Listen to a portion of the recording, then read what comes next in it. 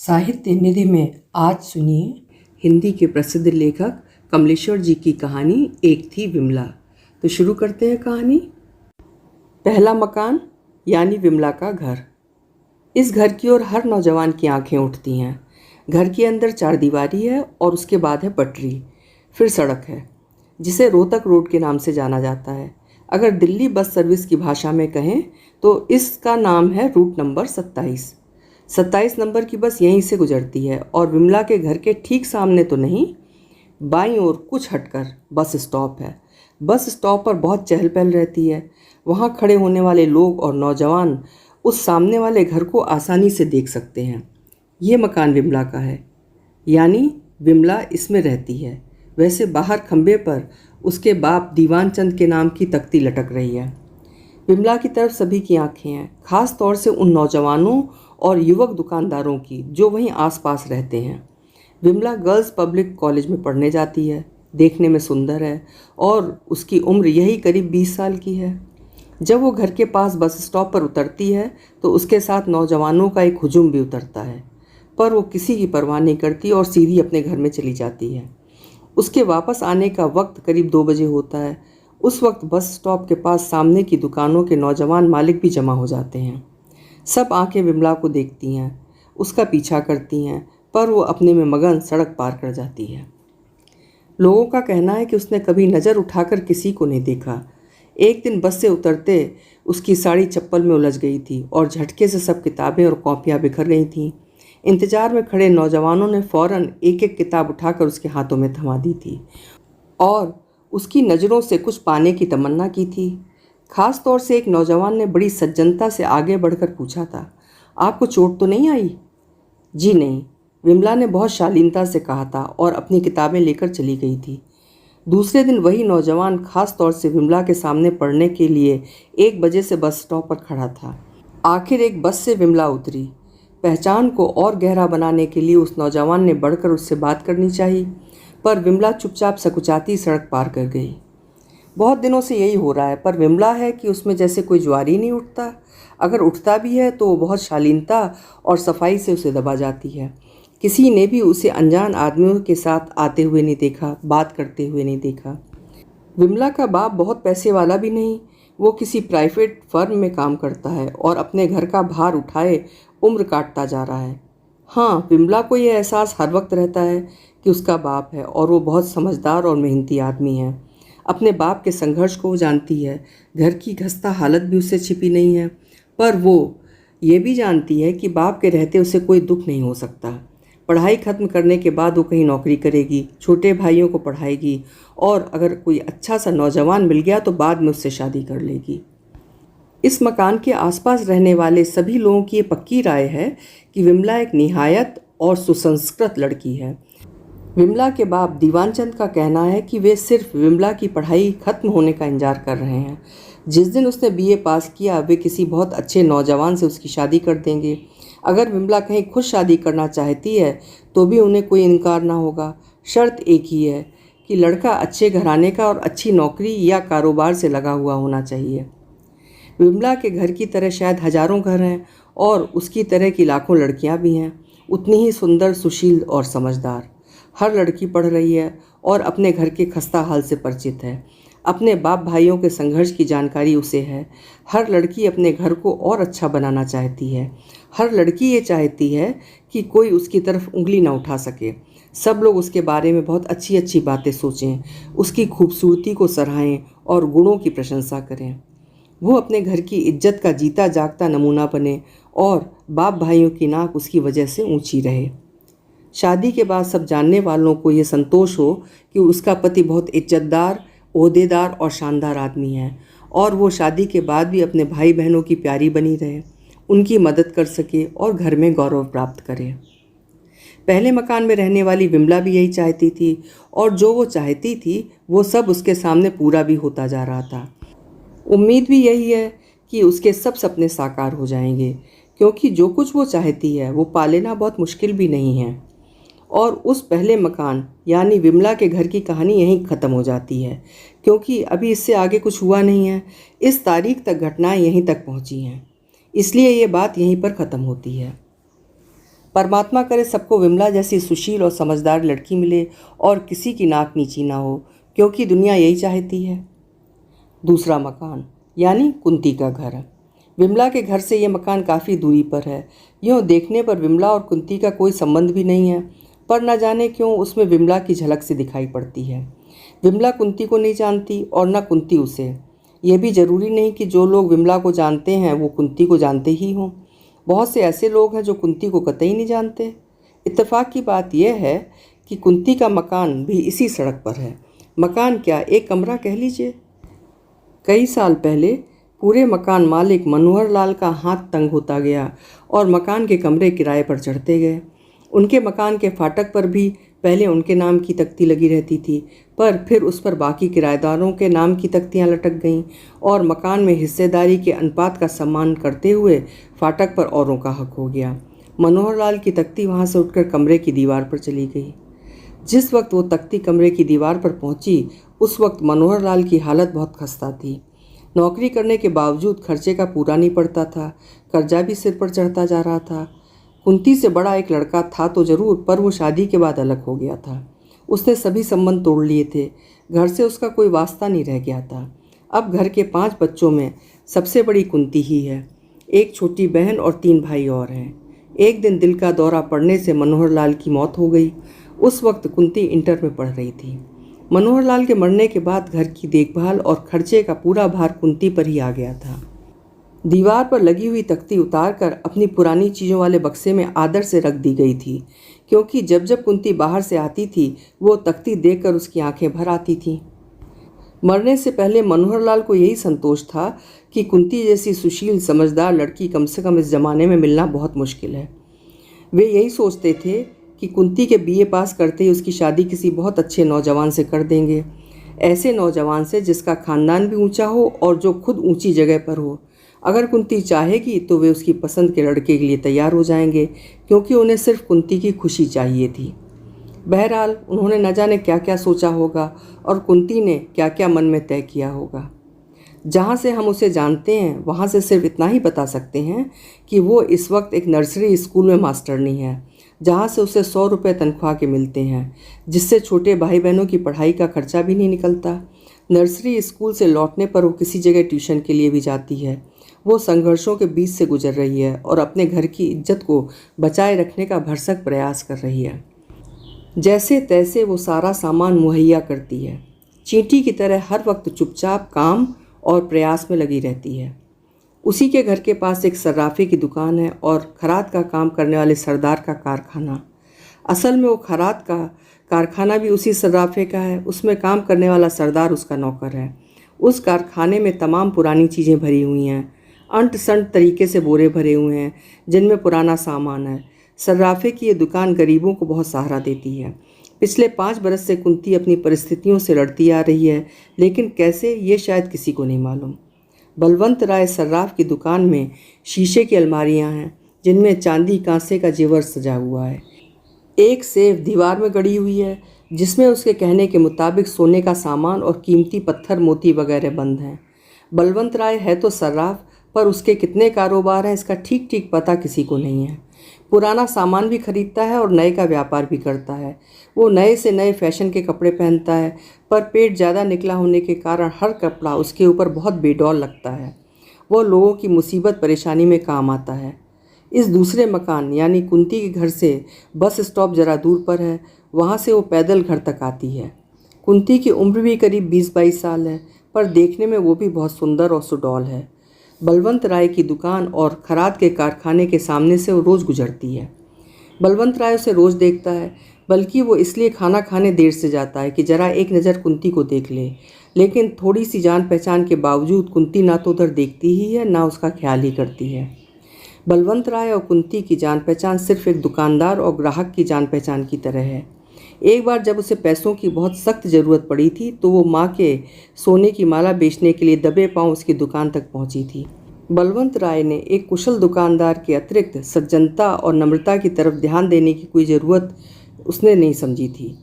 माला खरीद लेने के बाद बलवंत राय उस एक दिन की जान पहचान को और गहरा बनाने के लिए हर तरह की कोशिशों में लगा हुआ था।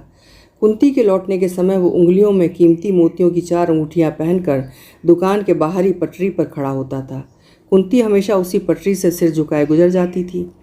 कुछ ही दिन बाद कुंती फिर शाम के धुंधलके में उसकी दुकान पर आई थी और माँ की पुरानी कीमती साड़ी की सिलाई के काम आने वाली किनारी और पल्लू के फटे हुए टुकड़े बेच गई थी। जान पहचान फिर भी वहीं रुकी हुई थी। बलवंत राय की दुकान और कारखाने में कुंती के घर की बहुत सी चीज़ें पहुंच चुकी थीं। कुछ पुराने भारी भारी बर्तनों की खराद चढ़ाकर और नया बनाकर वो बेच भी चुका था। गिलट और पीतल के गुलदस्ते भी वो खरीद चुका था, पर जो वह चाहता था वो नहीं हुआ था। कुंती से उसने हर बार बातें की थीं, पर उसकी बातों में कहीं कुछ ऐसा भी नहीं था कि बलवंत राय कोई मतलब निकाल सकता। कुंती से घर की तमाम पुरानी और इस्तेमाल की हुई चीज़ें खरीदने के बाद भी दूरी उतनी ही बनी हुई थी। वो हर बार कोई ना कोई शिष्ट मजाक करता और चाहता कि कुंती कम से कम एक बार मुस्कुराकर उसकी बात का जवाब तो दे दे, पर कुंती विमला की ही तरह कभी मुस्कुराई नहीं। उसने हमेशा सीधी सीधी बातें की, चीज़ दी और कम ज़्यादा जो पैसा मिला लेकर चली गई। बलवंत राय ने हमेशा यही जाहिर किया कि वो न सिर्फ कीमत से ज़्यादा पैसा ही देता है, बल्कि उन चीज़ों को भी खरीद लेता है जो उसके काम की नहीं है, जैसे चश्मे के पीतल का पुराना फ्रेम, पूजा के छोटे छोटे बर्तन और पुरानी टूटी हुई पतीलियाँ। कुंती भी मन ही मन उसकी बहुत कृतज्ञ थी, लेकिन मुस्कुराकर बात करने का सवाल कभी नहीं उठा था, क्योंकि जिंदगी के भारू होते जाने के बावजूद तब तक वो गाड़ी खींच रही थी। कुछ ऐसी आशाएं बाकी थीं जिन्हें वो संजो कर रखना चाहती थी, और कुछ ऐसे सपने भी शेष थे जिनके साकार होने की उम्मीद उसे थी। अभी खुशियों के कुछ एहसास बाकी थे जो उसे मुस्कुराने नहीं देते थे। वो अपनी मुस्कुराहटों को बचा कर रखना चाहती थी उस दिन के लिए जबकि वे खुशियाँ वापस आएंगी, उसके छोटे बड़े भाई सब होंगे और घर का नक्शा बदलेगा। आखिर वो दिन आ ही गया जब उसकी मुस्कुराहट होठों पर आ गई। वो दिन बेहद खुशनुमा था। बरसात का मौसम था, आसमान में काले काले बादल छाए हुए थे, भीगी भीगी हवा चल रही थी। दूर से आती हवाओं के साथ मेहंदी के फूलों की महक आ रही थी। रह रह कर बूंदाबांदी हो जाती थी। पेड़ धुलकर नए हो गए थे, सड़कें साफ हो गई थीं। उस वक्त शाम के 7 बज रहे थे। सूरज डूब चुका था, पर दिन अभी कुछ कुछ बाकी था। कुंती के घर में अजीब सा सन्नाटा छाया हुआ था। माँ को 2 दिन पहले बेहोशी का दौरा पड़ा था। घर में इलाज कराने के लिए पाई नहीं थी, इसलिए वो जनाने अस्पताल में पड़ी हुई थी। उसे देखने जाने और तीमारदारी में सब पैसे खत्म हो चुके थे। तीनों भाई और अकेली बहन समझदार और नेक बच्चों की तरह चुपचाप अधपेट खाए बैठे हुए थे। किसी के चेहरे पर कोई शिकायत नहीं थी। कुंती एक तरफ बैठी हुई बारी बारी से सब चीज़ों पर निगाह डाल रही थी, लेकिन अब घर में कोई ऐसा सामान नहीं था जो बेचा जा सके या बिक सके।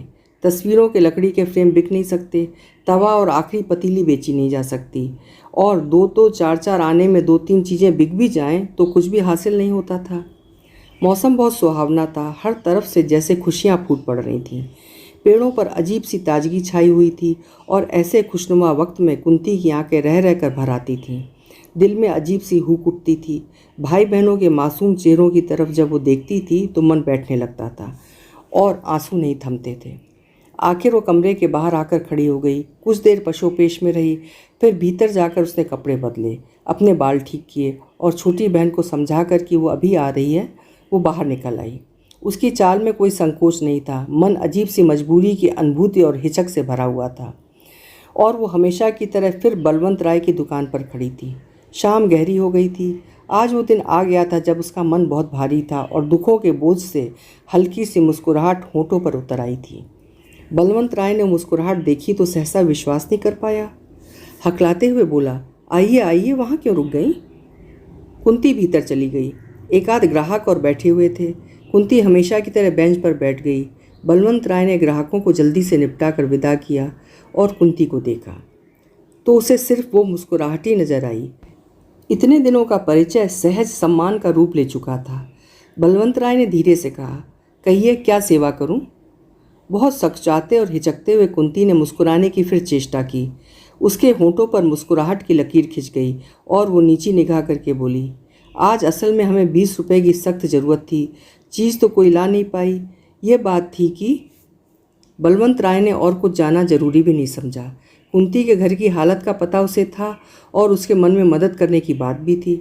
उसने फ़ौरन 20 रुपये आगे बढ़ा दिए तो बहुत संकोच से लेते हुए कुंती ने कहा, पहली तारीख को दे जाऊंगी। कोई बात नहीं, आ जाएंगे, बलवंत ने कहा तो वो जैसे उबर आई थी। मन का बोझ भी कुछ हल्का सा लग रहा था। वो हमेशा की तरह ही चुपचाप बाहर निकल आई, पर आज उसने आगे बढ़ने से पहले बलवंत राय के चेहरे पर कुछ भाव पढ़ने की कोशिश करनी चाहिए। वो हमेशा की ही तरह शालीनता से मुस्कुरा रहा था। कुंती भी धीरे से मुस्कुराई और हमेशा की तरह ही चुपचाप पटरी पर चल दी। कुंती के घर की तरह शायद हजारों घर हैं और उसी तरह की लाखों लड़कियां हैं जो आज अपने पैरों पर खड़े होकर कुछ बनना चाहती हैं और अपने घर की खुशियां वापस लाना चाहती हैं। पर लड़की किसी बहुत खूबसूरत दिन के लिए अपनी सब मुस्कुराहटें सजो कर रखना चाहती है। दूसरे मकान में रहने वाली कुंती भी यही चाहती थी और जो वो चाहती थी उसके मिलने का विश्वास उसे शायद अभी तक है, आज शाम तक था।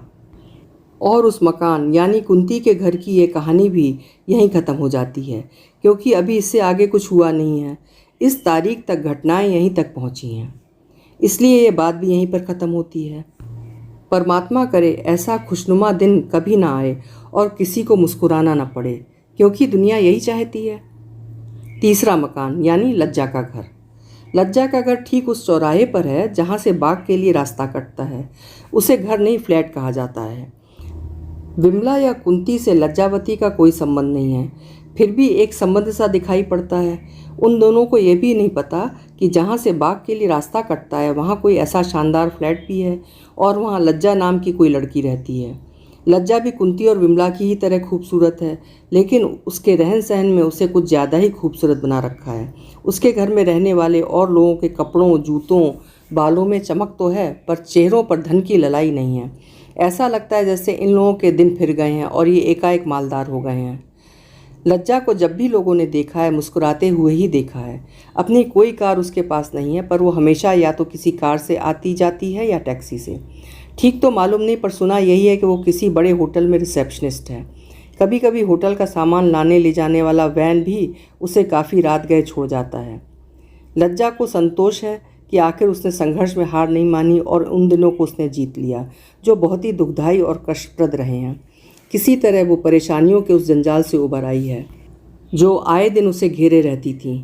अपने पिछले 4-5 वर्षों के जीवन पर जब वो निगाह डालती है तो उसे लगता है जैसे वो एक भयंकर जंगल से बाहर आ गई है और अब तमाम रास्ते खुले पड़े हैं। लोग उसे बहुत शक की निगाहों से देखते हैं। उसके फ्लैट के नीचे रहने वाला ब्रोकर बड़े मज़े ले लेकर उसकी कहानियाँ सुनाता है। एक रात तो ये लड़की 2 बजे आई, बड़ी आलीशान गाड़ी थी और यही भाईजान सीढ़ियों वाली जगह में उस आदमी ने इसे प्यार किया और गाड़ी लेकर चला गया। यह यहीं बाहर खड़ी बहुत देर तक जाती हुई गाड़ी को देखती रही, फिर लड़खड़ाती हुई ऊपर चली गई। बहुत देर तक इसने घंटी बजाई, तब दरवाज़ा खुला। रास्ते में ही इस लड़की ने चीखना चिल्लाना शुरू कर दिया। बहुत डांट लगाई घर वालों को कि घंटे घंटे पर घंटी बजानी पड़ती है। घर में सभी लोग थे पर किसी ने चूं तक नहीं की। कितनी तनख्वाह मिलती होगी इसे? एक ने ब्रोकर से पूछा था तो उसने रस लेते हुए कहा था, अरे उसे पैसे की क्या कमी, कार से नीचे तो पैर ही नहीं रखती, बड़ी लंबी लंबी दोस्तियाँ हैं उसकी। लज्जा को लेकर सब लोग बात करते हैं और अजीबोगरीब किस्से सुनाते हैं, बेहद मज़ेदार और गंदे किस्से। पर लज्जा इन सबसे बेफिक्र है, न परवाह करती है। उसके रहन सहन का ऐसा सिक्का सब पर जमा हुआ है कि उसके आने जाने के वक्त वे निगाहें लपेट जाते हैं। लज्जा के होठों की मुस्कुराहट में एक अजीब सा जादू है, वो जादू जिसका एहसास अभी विमला को अपनी ज़िंदगी में नहीं हुआ है। लज्जा के शरीर में मोहक कमनीयता है और चाल में एक बनावटीपन है। हर रोज़ वो बालों का स्टाइल बदलती है और अंदाज में भी बदलाव नज़र आता है। लगता है कि वो बहुत तेज़ी से किसी रास्ते पर बढ़ती चली जा रही है। वो रास्ता खुला हुआ है, वो इतनी तेज़ रफ्तार से भागती चली जा रही है कि कोई आवाज़ उस तक नहीं पहुंचती। वो खुद किसी आवाज़ को सुनने की स्थिति में नहीं है। पास पड़ोस पर रहने वाले अपनी लड़कियों के लिए खास तौर से चिंतित हैं। लज्जा के साथ वाले फ्लैट में तो कोई गृहस्थ ज़्यादा दिन रुक ही नहीं सका। उनकी बीवियों ने वहाँ उनका रहना मुहाल कर दिया। इसलिए अब उसमें चिट फंड वालों का दफ्तर खुल गया है जो दिन भर अपना व्यापार करते हैं और शाम को वहीं से बियर पीकर घूमने के लिए निकल जाते हैं। उन्हें भी लज्जा की मुस्कुराने वाली आदत से परेशानी होती है और वे वहीं बैठे बैठे सुबह वाली मुस्कुराहट के बारे में कयास करते रहते हैं। आखिर उनकी बात यहीं टूटती है कि लज्जा कम से कम उनकी पहुंच के बाहर की चीज़ है। वो लज्जा को चीज़ ही कहते हैं। लज्जा के घर में सब खुश हैं, उन्हें किसी चीज़ की दिक्कत नहीं है। मामूली और ख़ास सभी तरह के आराम उन्हें प्राप्त हैं। लेकिन वे सब लोग चोरों की तरह वहाँ रहते हैं। उसके घर का कोई आदमी नीचे बाजार से सौदा नहीं खरीदता और न वहाँ के लोगों से रब्त जब्त ही रखता है। वे सब जैसे अकेले अकेले रहते हैं। खास तौर से लज्जा की माँ जब कभी वारजे पे दिखाई पड़ती है तो एक आध निगाहें फ़ौरन ये बताने लगती हैं कि यही है उस लड़की की माँ। उन नचरों की भाषा को उसकी माँ पढ़ लेती है और इस बात का संतोष करती है कि वो अब उस मोहल्ले में नहीं है जहाँ तमाम रिश्तेदार रहते थे, नहीं तो वे कुड़कुड़ कर ही जान दे देते। लज्जा अधिकतर 3 आदमियों के साथ दिखाई पड़ती है और एक रात जबकि मौसम बहुत ख़राब था, आसमान रुधा रुधा सा था और धूल भरी आंधी चल रही थी, तो लज्जा दिलीप की कार से उतरी थी। उसका मुंह उतरा हुआ था, आंखों में बड़ा सा सूनापन था, बाल भी बिखरे बिखरे से थे। वो दिलीप को अपने साथ ऊपर ले गई थी और कमरा चारों तरफ से बंद करके उसने वहशियों की तरह से ताकते हुए पूछा था, तुम आखिर इनकार क्यों करते हो? क्या नहीं है मुझ में? इतने दिनों में क्या बदल गया है? दिलीप कुछ देर तक चुप बैठा रहा था। लज्जा ने उसे फिर कुरेदा था तो उसने कहा, मैं जो कुछ कह चुका हूँ उसे ही दोहरा सकता हूँ। लेकिन क्यों? लज्जा अस्त व्यस्त सी हो गई थी और दिलीप के कंधे से उसने अपना सिर टिका दिया था। दिलीप ने एक बार बहुत गहरी नज़रों से उसे ताका था, जैसे वो जोर लगाकर अपना निश्चय बदलने की कोशिश कर रहा हो। लज्जा सीधे बैठ गई थी और खामोश निगाहों से अपना उत्तर मांग रही थी। इस बात को उठाना ही बेकार है लज्जा, इस पर बहस नहीं की जा सकती, दिलीप ने बहुत सोचकर कहा था। शादी का सवाल ही नहीं उठता।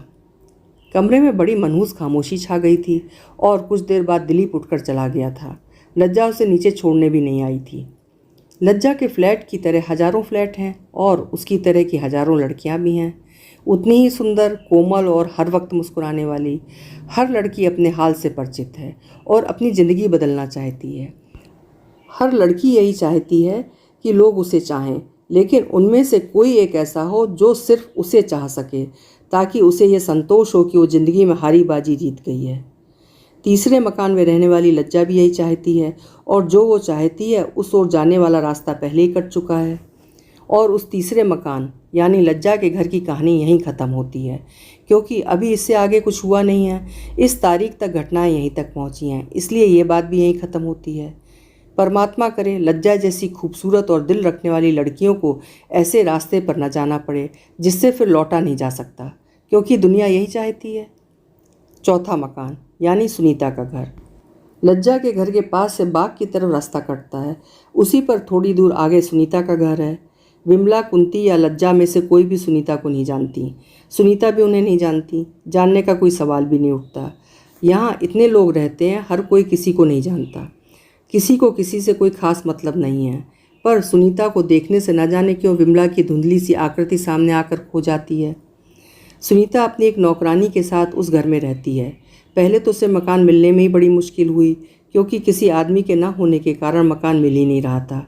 बमुश्किल तमाम उसे यह घर मिला और वो बहुत घुटी घुटी उजड़ी उजड़ी सी रहती है। उम्र उसकी ज़्यादा नहीं, यही विमला से थोड़ी बड़ी या शायद लज्जा की उम्र की होगी, पर जैसे अकेलेपन के घेरे ने उसे बिल्कुल बदल दिया है। पहले वो किसी अच्छी नौकरी पर थी, पर अब उसने नर्सिंग की ट्रेनिंग ले ली है और एक नर्सिंग होम में काम करती है। वो नर्सिंग होम यहाँ से बहुत दूर नहीं है। एक तो नर्स का पेशा, ऊपर से चारों तरफ मरा हुआ वीरानापन। अंगुली की अंगूठी तक उतार कर रख देनी पड़ी है और वो अंगूठी जो पहनना चाहती थी वो तो अभी अंगुली में आने का सवाल ही नहीं उठा। आधी जिंदगी तक आते आते जैसे सब रिक्त हो गया है। उसे उन सबकी याद है जो कभी उसके साथ थे। अब उनकी धरोहर के रूप में सिर्फ ये तस्वीरें हैं जो सुनीता ने अपने एल्बम में लगा रखी हैं। उसके पास ऐसी कोई तस्वीर नहीं जिसे वो फ्रेम में लगाकर रेडियो के ऊपर रखे, कुर्सी में आराम से बैठकर रेडियो सुने और उस तस्वीर से बात करे, क्योंकि सभी तस्वीरें एक ही आवाज़ में बोलती हैं और अब तो वे आवाज़ें भी बहुत पीछे छूट गई हैं। वो बाज़ार से एक दिन एक खूबसूरत सी जापानी गुड़िया खरीद लाई थी, वही उसने रेडियो पर रख ली है। अब अकेलापन बहुत सताता है तो वो उसे ताकती रहती है। वो यहाँ ना आ पाती तो शायद उसका जी सकना भी मुश्किल हो जाता। पिछली ज़िंदगी अधमरे सांप की तरह पलटे खाती है। उसे लगता है कि अब ज़िंदगी का पूरा अरसा कोई एक जगह गुजार ही नहीं सकता। दुनिया में कोई ऐसी जगह नहीं है जहाँ अपनी ही ज़िंदगी से कटकर रहा जा सके।